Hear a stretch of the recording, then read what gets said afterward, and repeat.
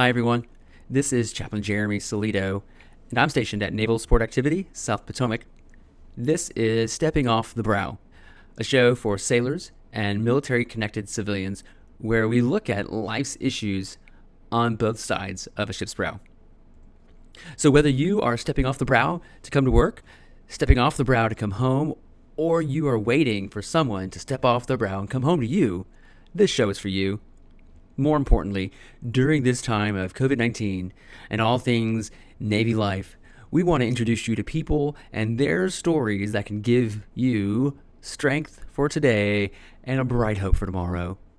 Today, we have with us Chief Warrant Officer 3, Nate and Trina Cole. He is currently stationed with Naval Special Warfare Group 10 on Joint Expeditionary Base, Little Creek, Virginia. Man, that's a mouthful. Warrant Officer Cole and Trina share with us today how they navigate the progressive disease of multiple sclerosis while being a Navy family with kids and work, competing for their bandwidth and time and energy. They really are an inspiration that you will be glad to have met today.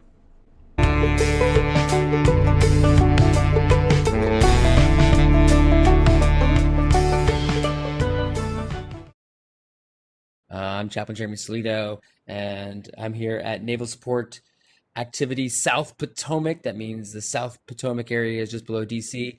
And my illustrious colleague is Christina Montel. Hi, Christina.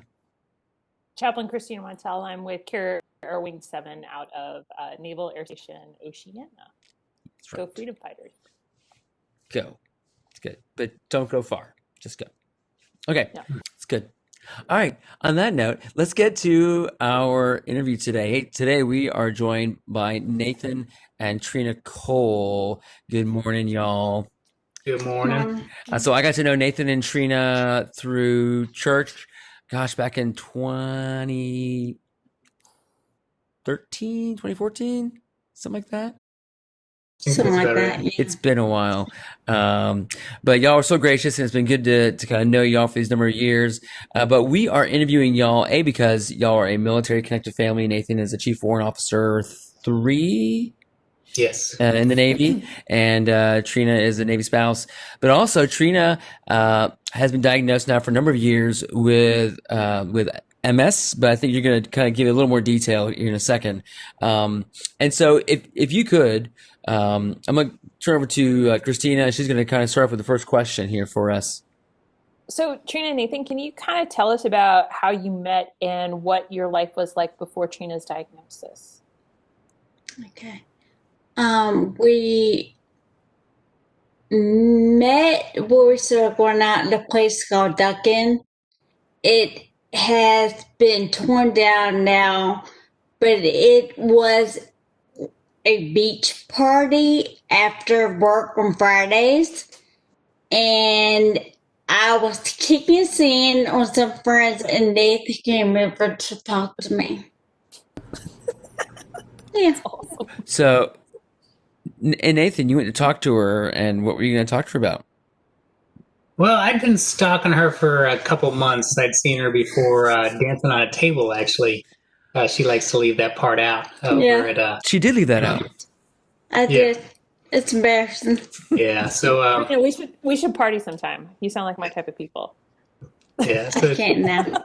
saw her dancing on a table, tried to find her again. Finally did see her at the Duck Inn, and she says she's kicking sand on some dude, but it was more looked like a fight. There was a big crowd gathered around, and so I thought she had a lot of energy, and I thought I'd like to get to know her. And so I asked if I could hang out with her that day, and then I didn't let her get out of my sight ever since. I kept trying to see her the next day, the following day, and didn't let go.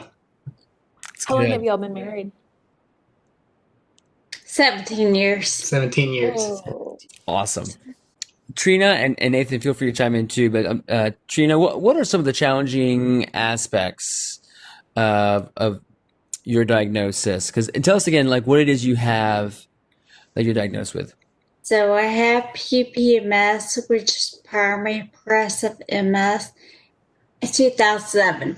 In 2009, I started to experience tiredness, and it was not like normal tiredness, as if I didn't get enough sleep.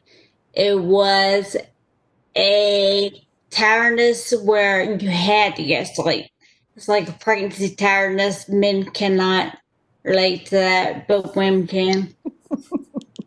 And so it was because I don't know what the doctor told me. They told me something. And then I started having tingling on my hands.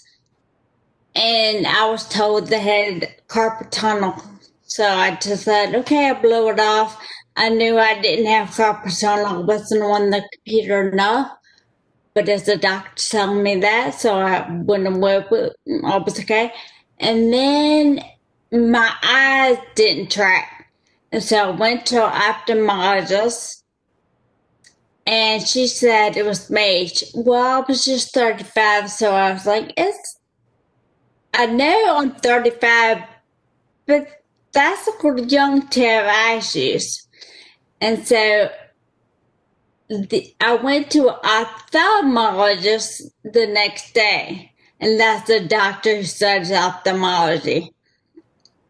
And he looked amazed at my eyes and said, tomorrow I need to let you see a neurologist, but he's going to be a Walter Reed. And he also studied ophthalmology. He was like the professor that trained him. And we went there, and they took an MRI of it. And then the next day, which happened to be my birthday, they did something called, but they give you that big shot, epidural. No, the other one. Spinal Tap? Yes. They did that in my back it's basically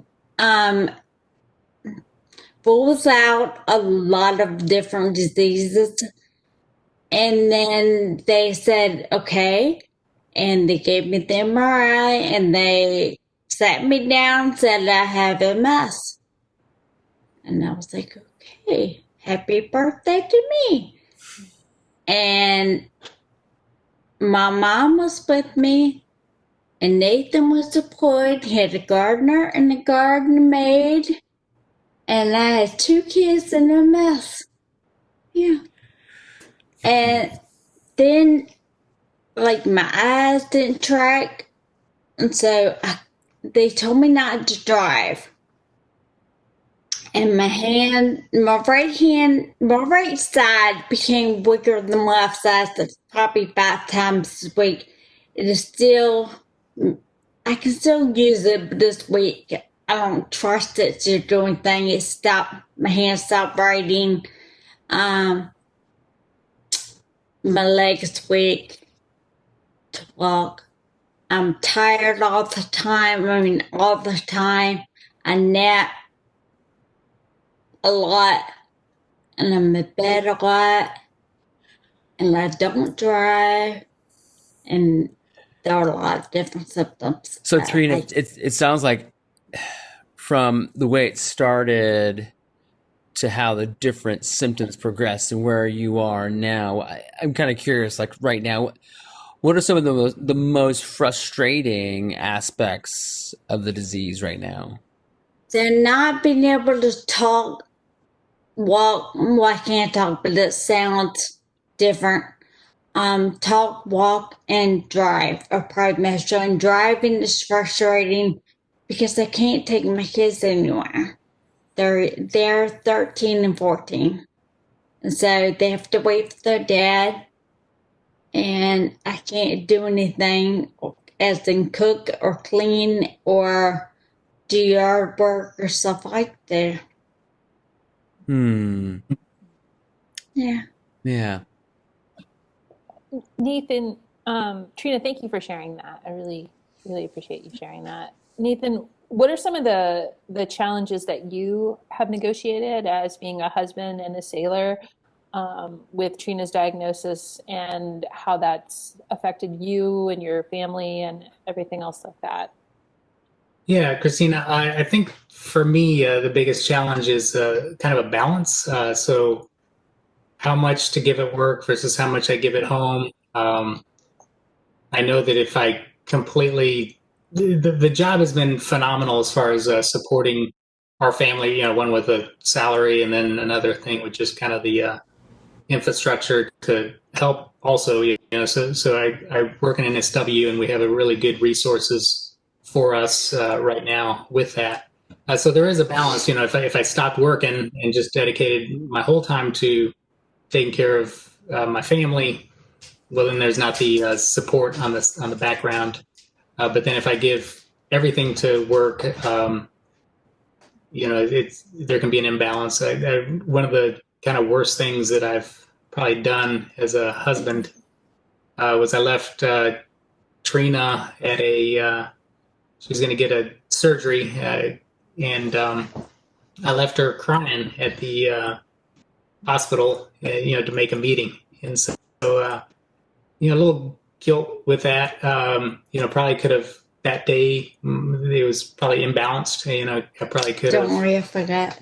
Yeah, I could have probably skipped that meeting or had somebody else stand in or had the meeting pushed. I think work would have understood, but I felt like she was going to be fine. But then, of course, when I dropped her off at the hospital, pretty much just bolted out of there. But so it's a balance. You got to find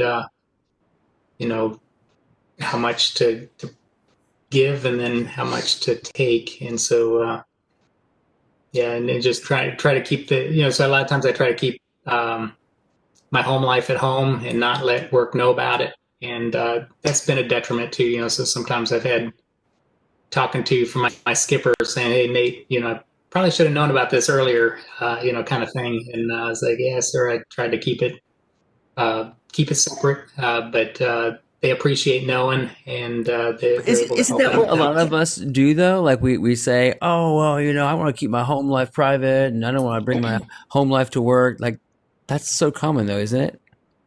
I think it is common, yeah. Because I don't think you want to bring too much to work. Like you can't just, I don't know. But it's a balance, and I don't always get it right.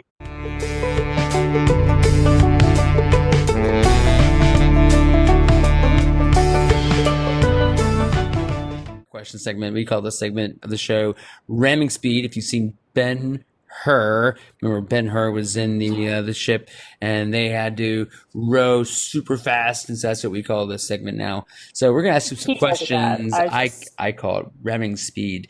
I just roll my eyes. So I'm gonna start off. Nathan. All right. Ready? Yeah, ramming speed. You're going to sail around the world. What's the name of your boat? Freedom. I don't know. Freedom. Trina, what's your favorite shirt look like? I don't have one. I probably don't have one. That's okay. Yeah. All right. It's blue. Trina, what's your favorite tradition or holiday? My favorite holiday is probably Thanksgiving. Okay. Nathan, you have an unlimited supply of one thing for the rest of your life. What is it? Sushi, Scotch tape? Sushi sounds pretty good. Yeah, let's do some sushi. And that wasn't because I stole it from you. Or like, hey, how about knives? Like I can have a room full of knives. It's still a room full of knives. Oh, yeah, awesome. You're definitely an SW. All right, yeah. Trina, what was your favorite game to play as a child? Aggravation. Aggravation? Mm-hmm. Wow, goodness. It was. And Nathan, if a movie was made of your life, what genre would it be, and who would play you? Comedy. Actually, Trina gets to answer who's going to play you. Yeah. Mr. Bean. I don't know characters. Who's to play you? I think so. I'm going to interrupt while she's thinking about it. I feel like sometimes my life has been like one of those Mr. Bean. Mr. Bean's not playing you. But just like, I feel like I've kind of just been getting through, show up to work, and just like somehow still promoting and people just being good and make some mistakes here and there, but it all kind of works out. So like, I think Mr. Bean would be a good, kind of like a drama/comedy. Yeah, a little, mostly comedy, I would think, for that. But no, I really enjoy work. Things always seem to work out, even in spite of me. I always have a good team that kind of makes up for their weakest link, and it's been fantastic. Our theme music is the song Josie O by Jamie Stone. Random Speed music is the song Music to Clean Your House To by Jennifer Levin. The views and opinions expressed are those of the hosts or guests, and not the United States Navy. You can subscribe to Stepping Off the Brow wherever you find your favorite podcast. And of course, please feel free to share this with your shipmates, friends, or family. See you next week.